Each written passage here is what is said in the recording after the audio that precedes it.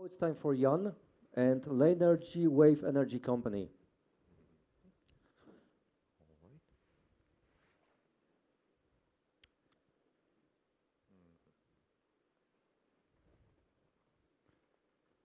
Good day, everyone. My name is Jan, and I'm representing Lainergy. And we have developed a device that transforms the power of ocean waves into electricity. What is the problem with wind parks? Wind parks do not work constantly. They have breaks. Not only that, but offshore parks also are constantly damaged by waves. We have a solution to both these problems. Our product will not only gather the energy of ocean waves, but it will also consume part of them, meaning that it will consume a third of the wave's energy, 30 to 40%, meaning that everything in the wave's path will be less likely to be damaged. Our technology was tested, prototyped, and confirmed by experts to be as operational as we have calculated. The entry cost is far lower than that of most other renewable energy projects, and the maintenance is also far lower as far as we estimate. Here is how we operate our device. We place it in front of a wind park against the waves. It consumes the power of the waves, creating a sort of shadow behind it. In this shadow, the power of the wave is reduced to 40 or 30%. Then we use the pre-existing infrastructure of the wind park to deliver electricity straight to the grid. The wave energy market is still in its infancy, but there are already some players who are trying to achieve influence. One of them is Core Power from Sweden. They have developed an interesting device. However, it is quite complex and the power output is negligible compared to the costs. Another one is Carnegie from Australia. They have completed a very complicated device, which has an interesting and well-producing output. But it's not worth the cost, and it's not compatible to most shores. Neither of these developments are scalable, so their area of use is quite limited. Our team was formed in 2011. Since then, we have conducted tests, done calculations, prototyped our device on a 1:16 and 1:8 scale, and we are now seeking funds after having secured our intellectual property and having accomplished and assured that it is unique. We are now trying to go into commercial production. So, what is the market? If you look at the wind market alone, the wind power output in the Baltic, if we look at the offshore constructions, is 10 gigawatt. It is estimated to triple in 15 years through massive investments, and we can help that happen. So, let's talk about numbers. The construction costs for our device are far lower. The lifetime is far lower as well, far longer, excuse me. And the output is comparable, but our device has a constant flow of energy, not interrupted at any time of day. The energy cost is thus far lower than that of wind turbines. However, far better results can be achieved by working in tandem. Not only will that lower the construction costs, but it will also increase the lifetime of the wind turbines and make the cost of our device far lower.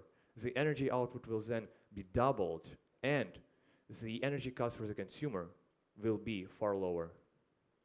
So, what do we offer? We offer an experienced team, and our members have a track record of successes and achievements in their respective fields. We have secured our intellectual property, and we have verified that it is in fact unique and one of a kind. And if you are willing to support us, you will have exclusive access to commercial wave energy in 2 years. Ladies and gentlemen, the next wave is here. Thank you.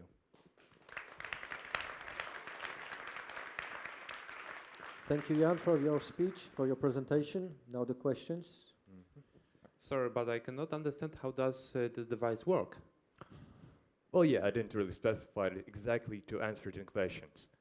The device basically gathers the vertical motion of the waves using the moving part of the device. Those are usually called point absorbers. But our device is unique because it has 3 defining features that differentiate from other similar components or similar devices. Basically, our device uses the vertical power of the waves. It transfers it to a flywheel, which makes the energy flow stable. This is sent to the generators. which create electricity, which is then sent via cable to the shores. I have a question. Mhm. What is the limitation with application of this device? That is a very good question.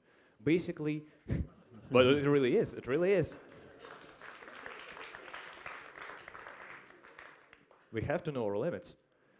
Basically, the waves have to have enough capacity to actually power the device.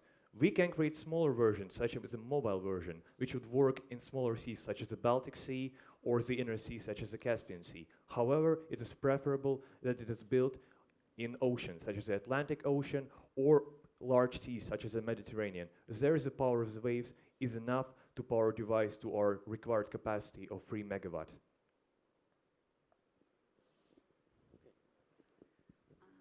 As I understand, your devices should be combined with a wind turbine. Is it correct?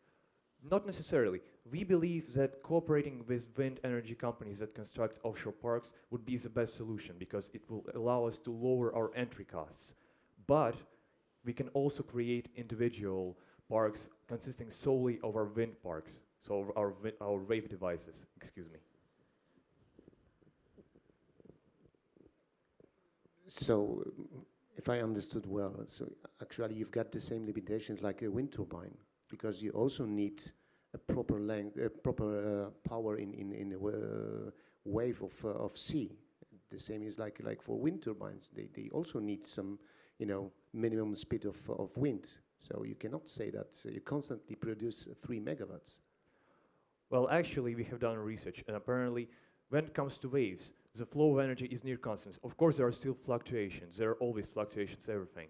But when it comes to ocean waves, they are stable enough to provide a constant flow of energy.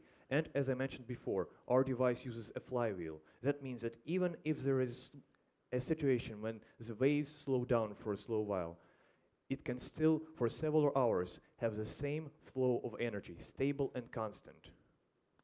Okay, thank you for your questions. Thank you, Jan, for addressing it and for your pitch.